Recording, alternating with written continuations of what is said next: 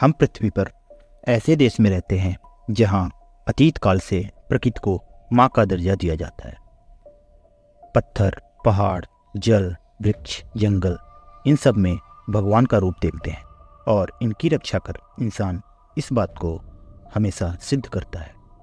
चाहे चिपको आंदोलन हो या बिश्नोई मूवमेंट या एक ऐसा दूल्हा जो अपनी शादी के दिन प्रकृति प्रेम में एक वृक्ष के लिए अपनी जान न्यौछावर कर दी।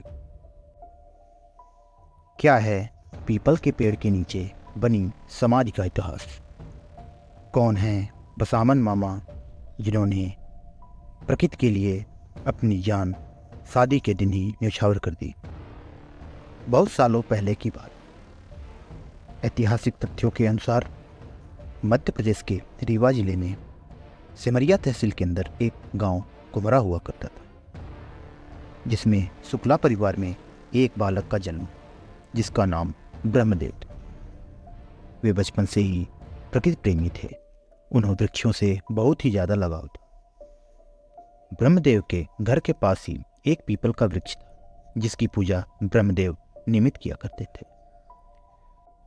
प्राचीन कथा से ज्ञात होता है, सिमरिया की गढ़ी में एक राजा रहा करते थे, जिन्होंने हाथियों के समूह को पाल रखा था। हाथियों को पीपल के पत्ते काफ़ी स्वादिष्ट लगते हैं, जिससे राजा के कुछ नौकर ब्रह्मदेव के घर के सामने वाले पीपल को काटकर पीपल के पत्ते हाथियों को खिलाने की कोशिश कर रहे थे। गांव वाले राजा का नाम सुनकर पीपल काटने के लिए मना नहीं कर पा रहे, लेकिन जैसे ही ये बात ब्रह्मदेव को पता चली, ब्रह्मदेव के सामने राजा के नौकरों की नहीं चली और उन्हें वापस बिना पीपल के पत्तों के वापस जाना पड़ा।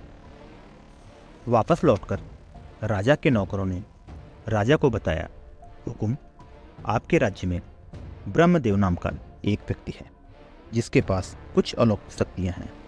उसने पीपल का वृक्ष काटने से मना कर दिया और बिना पत्ते के, बिना हाथी को कुछ खिलाए हम वापस आ गए।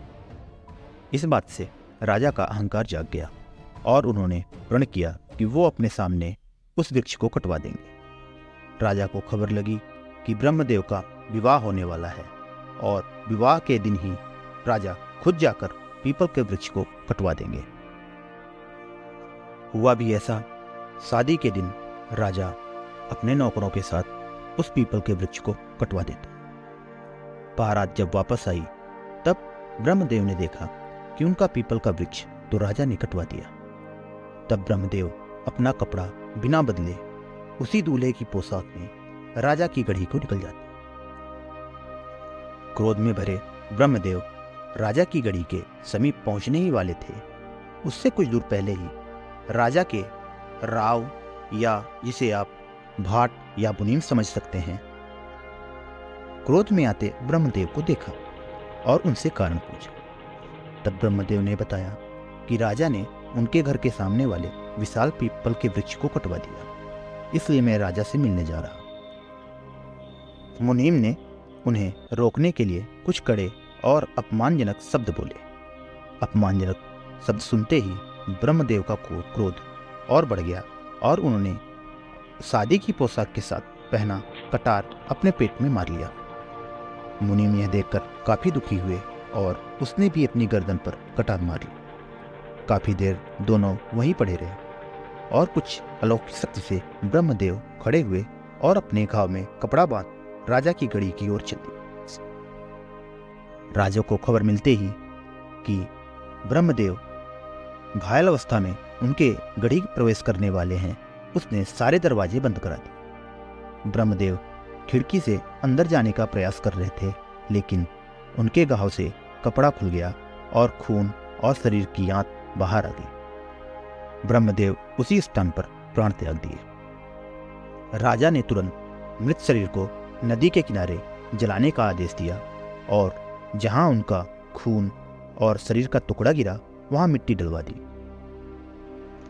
इधर जैसे ही ब्रह्मदेव का शरीर पंचतत्व में विलीन हुआ, दूसरे ही क्षण ब्रह्मदेव दूल्हे वाली पोशाक में फिर प्रकट हो गए और नदी में पानी लेने आए राजा के नौकर को बोला कि जाकर राजा को बोलो जिस पीपल के पेड़ को तुमने काटा है उसी पीपल के पेड़ के पास ब्रह्मदेव तुम्हें बुला रहा है। नौकर ने राजा को यह बात बताई, लेकिन राजा को हंसी आई कि मृत आदमी दोबारा जिंदा कैसे हो सकता है।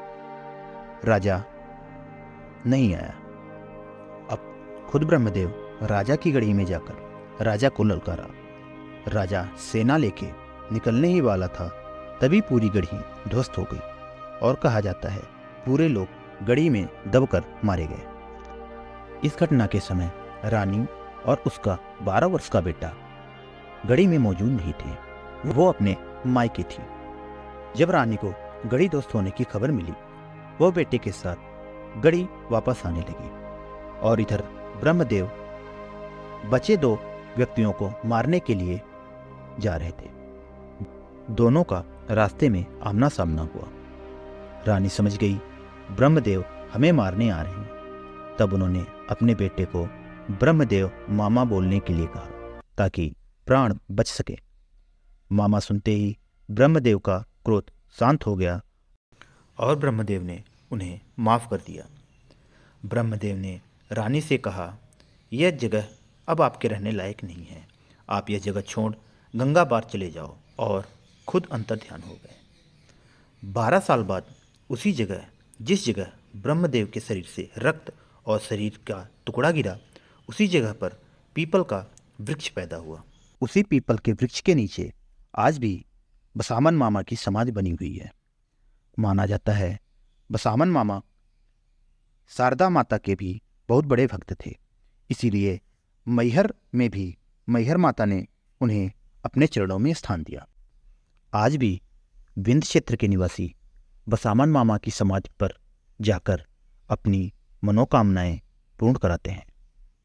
यदि आपको प्रकृति प्रेमी दूल्हे की कहानी बसामन मामा की समाधि की जानकारी अच्छी लगे तो एक लाइक, शेयर, सब्सक्राइब जरूर करें। धन्यवाद।